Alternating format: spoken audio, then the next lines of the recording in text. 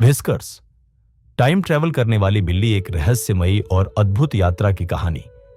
मॉरविल नामक एक शांत छोटे से शहर में घने पहाड़ों और घुमावदार गलियों के बीच एक अनोखी बिल्ली रहती थी, व्हिस्कर्स। उसका फर चांदी जैसा चमकदार था और उसकी आंखें हरे नीलम की तरह जगमगाती थी। लेकिन वह सिर्फ एक प्यारी सी बिल्ली नहीं थी, वह समय में यात्रा करने वाली बिल्ली थी। अध्याय 1। घड़ीसाज की रहस्यमयी दुकान। व्हिस्कर्स एक बूढ़े घड़ीसाज श्री डिसूजा के पास रहती थी।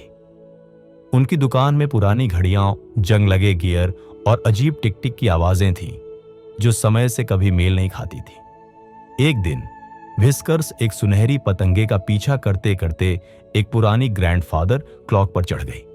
वह वही घड़ी थी जिससे श्री डिसूजा उसे हमेशा दूर रहने को कहते थे। लेकिन जिज्ञासा जीत गई। टिक टॉक, कर्कश आवाज। घड़ी का दरवाजा खुला और रोशनी फैल गई। व्हिस्कर्स एक हल्की म्याऊं की आवाज के साथ गायब हो गई। अध्याय 2। 3023। भविष्य का नियॉन शहर।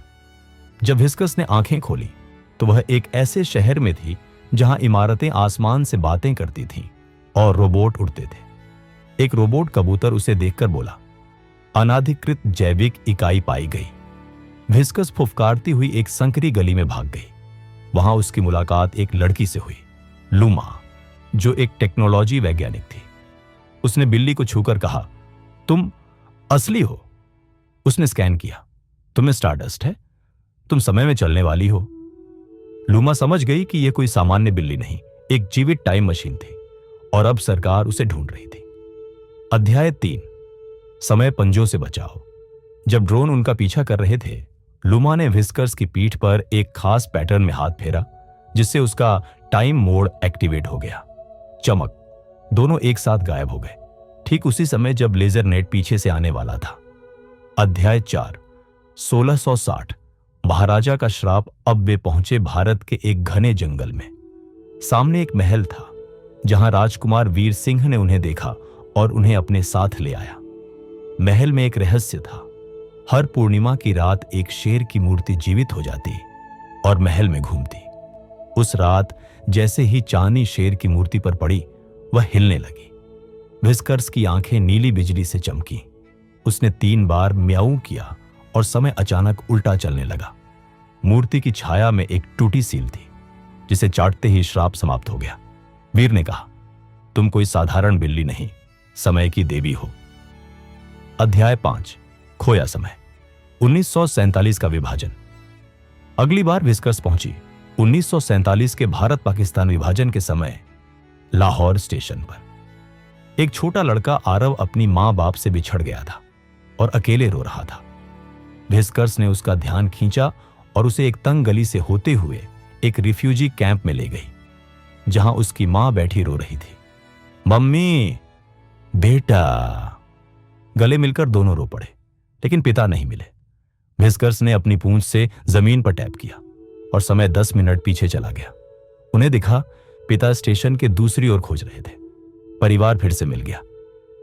ये कोई बिल्ली नहीं, ये चमत्कार है, पिता बोले। अध्याय। अंतिम यात्रा। व्हिस्कर्स अब थक चुकी थी। हर समय यात्रा से उसकी ऊर्जा कम होती जा रही थी। वह अपने पुराने घर, घड़ीसाज की दुकान, वापस जाना चाहती थी। लूमा, जो अब भविष्य में थी, उसका समय सिग्नल ट्रैक कर रही थी। उसने एक क्रोनो चार्जर बनाया जो व्हिस्कर्स को वापस ला सकता था। अंततः वह व्हिस्कर्स को फिर से मिली, थकी हुई। उसकी चमक अब मंद थी।